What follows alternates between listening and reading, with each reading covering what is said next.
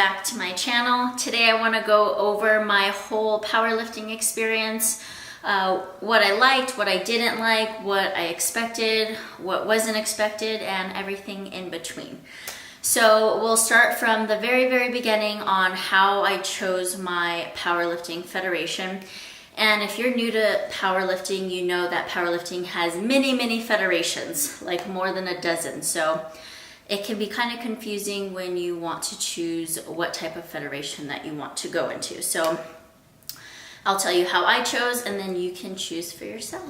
So when choosing your federation, you definitely have to think about if you are going to be doing this competition recreationally or if you're going to be doing it competitively. So either way, if you choose competitively, which I chose, then you have to make the decision if you want to be in a drug-tested federation or a non-drug-tested federation. And for me personally, I knew that I wanted, my number one thing was I wanted to compete in a drug-tested federation. Just because I knew I wasn't going to be taking anything to enhance my strength, anything that would benefit me in any way, and I wanted to be in a federation that would put me in my best chances of winning, which was being in a drug-tested federation. So right off the bat, I knew I wanted to do that. If you want to do a drug testing federation, then I either recommend IPF, which is a well-known and the most unified powerlifting organization.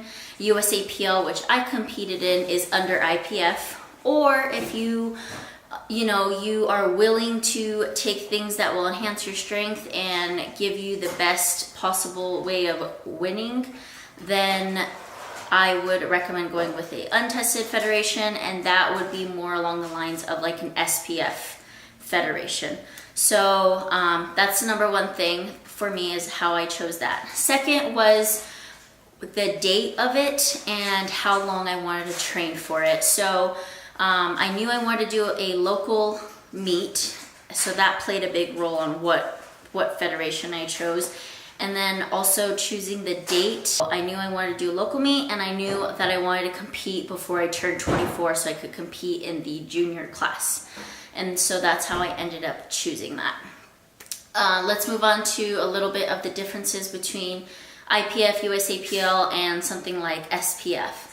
So in my competition, they were very strict, and that was another thing that I really liked about it. I knew that there was a standard way of judging, and I knew that if I competed here in New Mexico and if I competed somewhere else, in another state, the judging would be very similar. It wouldn't be just based on preference or, there wasn't strict rules. So I really did like that there was strict rules in USAPL. And then I also like that it's one of the bigger organizations, and you also have a chance at qualifying for nationals and becoming a world champion. In my federation, we were given very strict guidelines on what kind of equipment we could use. I did raw, which I was only allowed a belt, some knee sleeves, and wrist sleeves. They were so meticulous that it came down to the measurement of the width of my belt, the length of my belt, how many prongs in my belt, what type of knee sleeves I had, what type of wrist wraps I had. So all of that played a huge role. Something like SPF, if you compete in an SPF federation, you can do the raw category as well, but you're also allowed something like knee wraps. And if you've ever used knee wraps, you know that knee wraps can easily give you about 10, 20, even 30 pounds on your squat. So on your squat, in USAPL, you are in a walkout rack. So that means you unrack and you have to take a couple steps back to get out of the rack.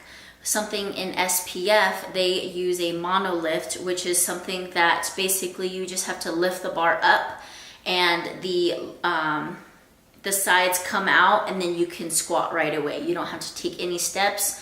You only have to just set up underneath the bar, stand up, and you're good to go. When it comes to your bench press, you have to keep 4 points of contact, which is your head, your traps, your butt, and your feet. Your whole entire foot has to be touching the floor. Something in SPF that I don't think you have to have your head on the bench, and you also don't have to have your whole foot on the floor. So you can be on your tippy toes. Moving on to the deadlift bar. For USAPL, we had to use a stiff bar, and actually going into the competition, I was expecting a deadlift bar, which gives you some slack as you pull, and it kind of bends as you pull, and it makes it easier, and you can gain 20, 30 pounds on your deadlift bar just from switching from a stiff bar to a deadlift bar. So going into the competition, I kind of had in my mind like, oh cool, I can PR by like 30 pounds because it's gonna be a deadlift bar, but as soon as I got there, I found out that it was a stiff bar, and which was okay. I just accepted it and I moved forward. I mean, those are the big differences comparing the two. So you just really have to consider what you want to get out of this. If you're doing this recreationally, if you're doing this competitively. I was doing it both competitive and recreational because it was my first powerlifting competition. I didn't know what to expect. I didn't know if I would like it, all of the above. So I was a little bit of both, and, location, timing. If you're a busy person, that can all play a big role. So just really look into all of that, and you'll have to just decide for yourself. One more thing, and the biggest difference I want to say between the two federations is the weigh-in. IPF USAPL is a 2-hour weigh-in, whereas something like SPF, you have a 24-hour weigh-in, and you can almost drop a whole weight class within 24 hours, and then by the day of the meet, you've already jumped back to your full potential, and you've eaten, and you're ready to go. Moving on to the whole experience of my powerlifting competition, I loved every single moment of it because my whole entire goal out of the whole entire meet was to hit 9 out of 9 lifts. That was just, I wanted to have a confidence booster. I didn't want to go for big numbers and then possibly fail. So I definitely did play it safe. I wanted to hit 9 for 9. And I knew that if I hit the numbers that I planned out strategically, that I would win the competition. And, the whole thing was just super exciting. I loved all the people that I met. I made some new friends. I met like really strong girls, and New Mexico, they really do have some strong girls. But, I just loved meeting all the coaches, and everyone was just so positive, and like we were cheering each other on. And I mean, even though we were competing against each other, it really didn't feel like that. I'm just super happy that I just did it. I did it for me. And I think that's the most important thing, is when you do things for you, not to win or not to prove anything to anyone. But I mean, those are always nice, but it's always good to do it for you. And that's exactly what I did. So I love powerlifting. It was a great journey. Oh, and I also did beat my road to 600 pounds. I just wanted to let you know. I almost got 700 pounds. I was about 4 to 6 pounds off. Like I was like at 696 total. And, I think I found a new sport that I absolutely love. I most definitely will compete again. And I also did qualify for nationals. That was the great thing about it.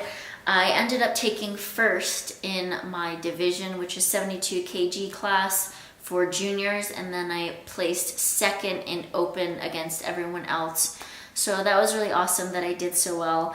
My first competition, I ended up qualifying for nationals, and I have decided that I will not be competing at nationals this year, just because I'm a type of person that if I can't give it my all, I probably won't do it. And I definitely have some improving to do. I definitely want to improve on my form and my technique, and I want to get a lot stronger. So maybe next year, for sure next year I will compete again in a meet that can qualify me to nationals, and then hopefully I can do nationals next year.